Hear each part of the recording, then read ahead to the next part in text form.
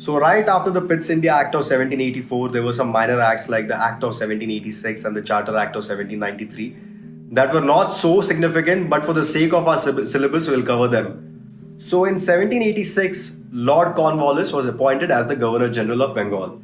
And this man was so eccentric and so arrogant that he placed two demands to accept that post. The first one being that he should be given the power to override the decision of his council in special cases.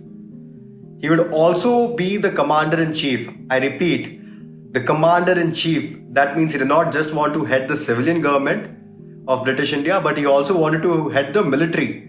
I mean, he also wanted to be the supreme commander of the British Indian Army. So to accommodate these demands of Lord Cornwallis, the Act of 1786 was enacted. So before going from the Act of 1786 to the Charter Act of 1793, I want you guys to critically analyze one thing and understand that the demands that were put forth by Lord Cornwallis proved to be working to some extent. What demands are we talking about? Demands like giving overriding powers to the Governor General. The centralization of power was working within the centralization of power was working in the favor of the British government.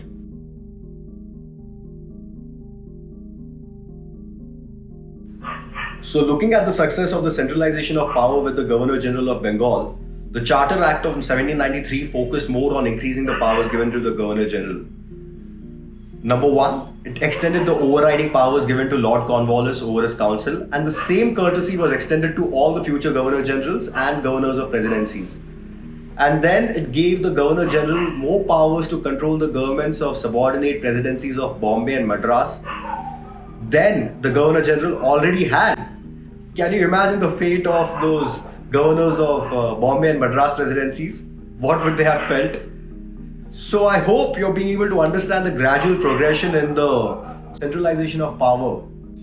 The Charter Act of 1793 also extended the trade monopoly of the company in India for another period of 20 years.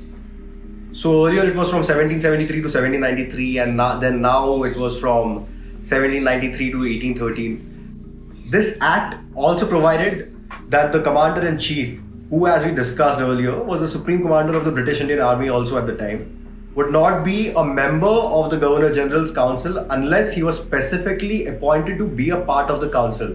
And the last provision of the Charter Act of 1793 was that it laid down that the members of the Board of Control and their entire staff would henceforth be paid out of the Indian revenues. And this, in my personal estimate, was the most annoying aspect of this act. So don't forget, which act was it that allowed the Board of Control and the staff to be paid from the Indian coffers? It was the Charter Act of 1793.